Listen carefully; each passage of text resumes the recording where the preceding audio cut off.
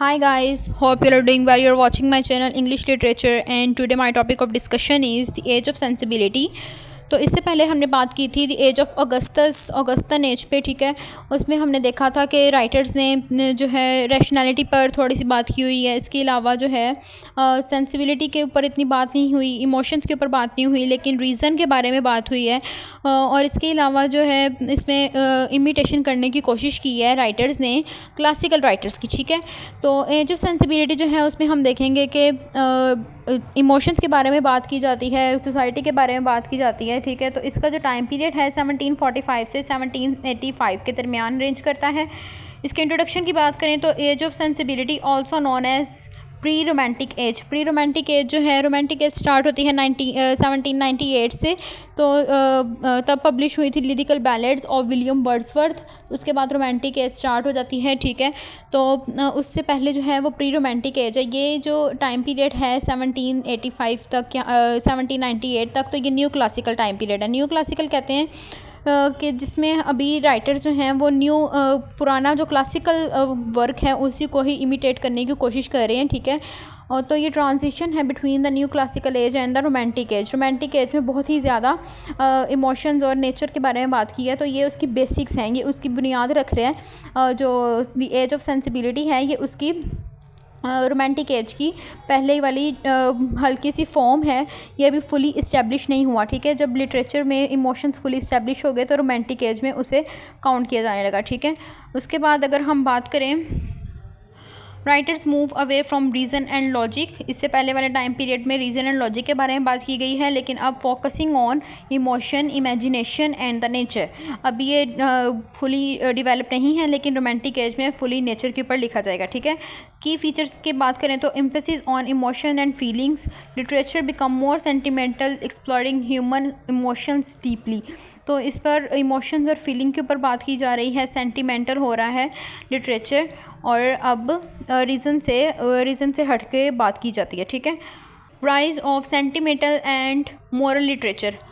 Sentimental emotions बहुत ही ज़्यादा हैं, ठीक है। मोरल लिटरेचर जो है वो यहाँ पर लिखा है stories focused on विर्चू, morality and kindness.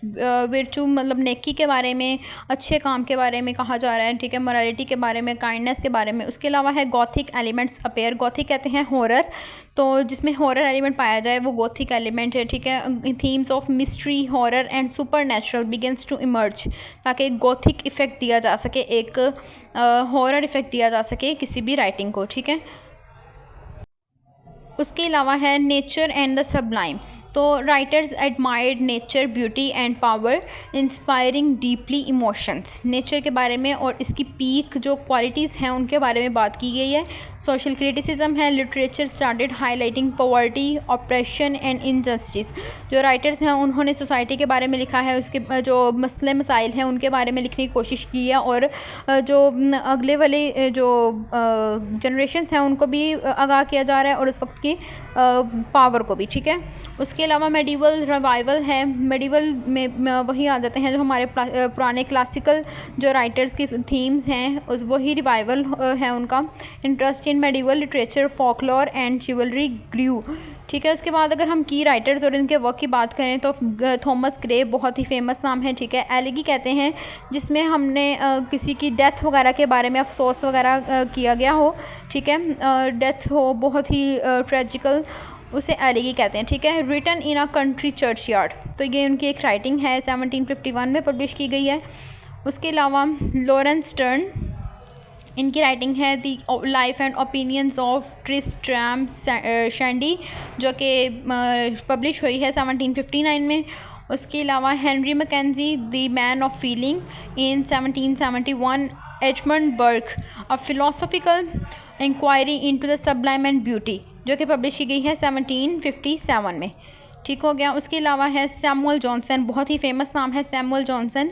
इन्हीं की वजह से जो है इसे द एज ऑफ जॉनसन भी कहा जाता है, ठीक है। इनकी डिक्शनरी ऑफ इंग्लिश लैंग्वेज, इन्होंने ये डिक्शनरी ही है एक सॉर्ट की, तो इसमें जो है ये इन्होंने पब्लिश की है 1755 में। जैसे डिक्शनरी के वर्ड्स होते हैं, इनके लेक्सियोग्राफिकल मीनिंग्स होते हैं, वही इन्होंने इसमें किया गया है काम। तो उसके अलावा है the life of the poets, ये बायोग्राफिकल जो हैं बायोग्राफिक्स हैं पोइट्स की उनकी एक कलेक्शन है। Johnson was dating critic thinker and balance reason with emotional depth influencing later writers. तो इन्होंने बायोग्राफिकल जो बायोग्राफिक्स हैं उनकी कलेक्शन के ऊपर एक बुक लिखी हुई है। ये बहुत ही इम्पैक्टफुल बुक है, ठीक है। Impact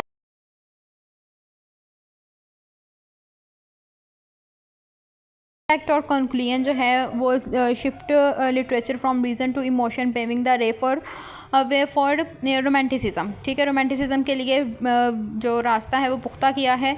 inspired the rise of Gothic novels and sentimental literature. तो गॉथिक नॉवेल्स जो हैं वो विक्टोरियन एज में बहुत ज़्यादा फेमस थे। तो ये जो है इसको जो है राइज इसकी इंस्पिरेशन है। उसके अलावा if there would be any question, ask me in the comment section, and also like and share this video with your friends so that it could be helpful for them also. Thank you so much for watching.